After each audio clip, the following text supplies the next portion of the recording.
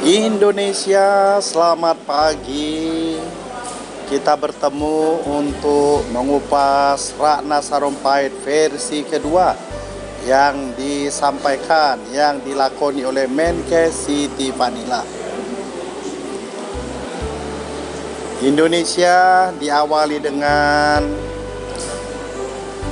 wawancara Deddy Corbuzier. Siti Fadila menyatakan dia dikorbankan konspirasi intervensi lembaga hukum. Siapa yang melakukannya? Jokowi kah? Bagaimana keadaan lembaga hukum Republik Indonesia? Siapa yang dapat intervensi hukum di NKRI?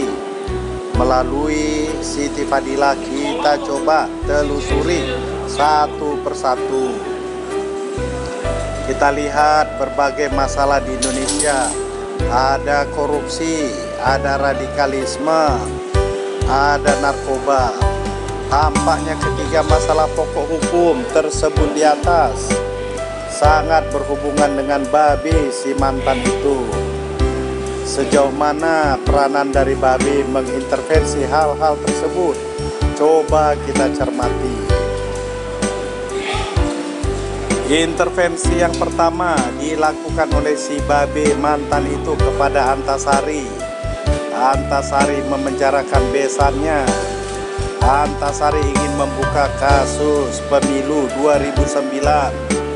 Dia dihukum 18 tahun penjara. Berikut adalah intervensi si Babe melepaskan para gembong-gembong narkoba. Ada orang Prancis, ada orang Australia. Semuanya bisa diringankan, bisa dibebaskan oleh Babi. Polisi penegak hukum masih banyak kelemahan. Jokowi sadar, Kapolri sadar, mereka harus membenahi atau sudah membenahi habis-habisan, direformasi secara total. Demikian juga Indonesia, Kejaksaan Republik Indonesia banyak kelemahan untuk narkoba, untuk korupsi. Penggawa utama nangkapi jaksa-jaksa nakal, pengguna atau pengedar narkoba. Dalam perbaikan, bersegera. Mengenai para hakim, itu adalah mengenai yudisial, tetap menjadi perhatian Jokowi sebagai kepala negara. Tokoh yang selama ini nakal, sekretaris Mahkamah Agung, ini sudah ditangkap KPK. Memang membutuhkan kesemrautan ini untuk diberantas. Mari kita doakan, mari kita dukung.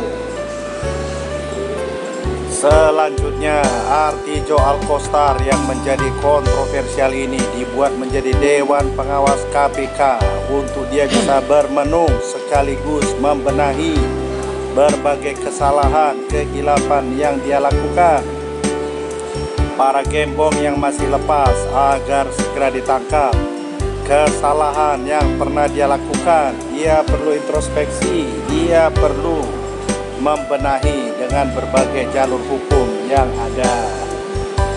Indonesia, berbagai permasalahan yang sudah menumpuk di Indonesia dapat kita lihat. Satu, hukum hanya tajam ke bawah tapi tumpul ke atas. Uang dan kekuasaan bisa membeli penegak hukum. Semua proses penegakan hukum mulai dari penyelidikan, penyidikan, penjatuhan vonis hingga pelembaga masyarakatan bisa dibeli. Ini ocehan dari Refli Harun. Lembaga paling korup adalah Senayan, DPR, polisi, jaksa. Ini ungkapan dari Safi'i Ma'arif. Hakim membuat berbagai putusan sesat dan berbagai kelemahan lainnya. Indonesia, siapa yang mau mengorbankan atau melindungi Siti Fadila, Menkes Republik Indonesia itu berdasarkan fakta hukum menyatakan Siti Fadila berjuang untuk WHO, berjuang untuk mengusir Namru. Ternyata dia tidak didukung, bahkan dihalangi SBY. Berarti SBY lah yang mengkriminalisasinya. Selanjutnya, Siti Fadilah menyatakan bahwa Endang adalah salah satu direkturnya yang berkhianat membawa virus flu burung H5N1 ke luar negeri atau WHO. Untuk itu ternyata SBY malah mengangkatnya menggantikan Siti Fadilah, mengeliminir Nila Muluk dengan alasan dia sakit jiwa. Sungguh ironis. Indonesia berkaitan dengan COVID, ternyata SBY pernah melakukan investasi untuk coronavirus, flu burung, SARS, MERS, seharusnya termasuk COVID-19. Biayanya tidak tanggung-tanggung, 2,2 triliun. Saat ini kasus ini diendapkan, disembunyikan. Dia bilang penting. Demikian juga Siti Fadilah meyakini pabrik ini penting untuk berbagai coronavirus dan seharusnya untuk COVID-19.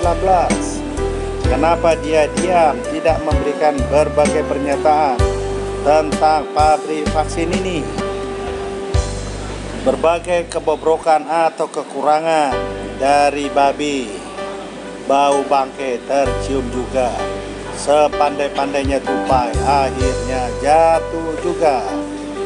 Hal ini dimulai dari tertangkapnya M. Nazarudin, Bendahara Umum, pemegang pundi-pundi Partai Demokrat. Ternyata dia juga adalah pemilik PT Anugrah, penyedia barang dan jasa untuk pabrik vaksin. Indonesia ternyata kong kali kongnya dengan babi dan seluruh unsur jajarannya, mulai dari perencanaan, anggaran, proses pengadaan barang dan jasa. Kalau memang ada salah mungkin bisa dimaafkan, tapi tujuan mulia untuk membuat pabrik vaksin harus jadi. Indonesia membutuhkannya.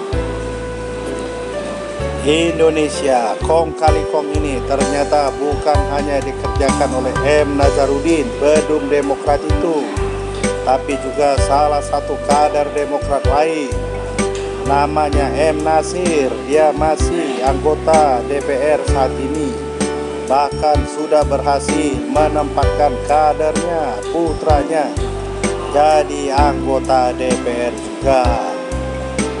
Bagaimana Indonesia tentang Siti Fadilah Supari? Proyek vaksin flu burung di Unair dan Bio Farma, rekomendasi WHO untuk SARS, MERS, seasonal flu, dan seharusnya COVID-19. Kenapa tidak pernah dibicarakan? Selanjutnya mari kita bongkar apa yang disamarkan, apa yang disembunyikan. Ini adalah contoh kalau mau dikorbankan oleh babi, di penjara 15 tahun. Dia hanya unsur kecil di Bank Indonesia. Selanjutnya ini namanya Tunggul, hanya pegawai kecilan di Depkes, tapi dia harus menanggung berbagai perkara mengenai produk vaksin flu burung. Dia di penjara 26 tahun, berdampak anaknya bunuh diri, ibundanya terkena serangan stroke. Semua harus dia tanggung, harus dia jalani di balik penjara yang dingin. Indonesia, bagaimana Siti Fadilah? Tampaknya dia sudah dihukum, tampaknya sudah diadili, tapi untuk tai burung. Sedangkan sangkar emas burungnya masih disembunyikan, masih dilipat baik-baik. Ini adalah berbagai kekurangan Siti Fadilah yang dilakukan melalui tugas fungsinya, menerima gagasan feasibility study dan proposal pabrik dari Bio Farma, menerima dan menetapkan perpindahan Satker dari Menek BUMN dan PT Bio Farma menjadi ke Depkes. Ketiga, mengetahui dan menetapkan anggaran yang semula hibah JK Jepang 450 miliar menjadi 1,4 triliun. Ia adalah menteri yang menetapkan pemenang, yaitu PT AN, yang tidak punya kapasitas dan kompetensi. Berbagai kelemahannya yang lain tidak dihadirkan ke persidangan, apalagi menjadi terpidana. Inilah yang namanya disembunyikan. Indonesia, bila memang para penguasa, pengusaha ingin kong kali kong demi kepentingan negara, sebagaimana Mahfud MD selalu membunyikan, keselamatan rakyat adalah hukum tertinggi, salus populi supreme lex. Namun faktanya, fakta hukumnya, kok proyeknya yang dikriminalisasi. Indonesia, inilah keadaan kita sekarang yang harus diberantas oleh Jokowi. Majulah Indonesia, majulah Indonesia.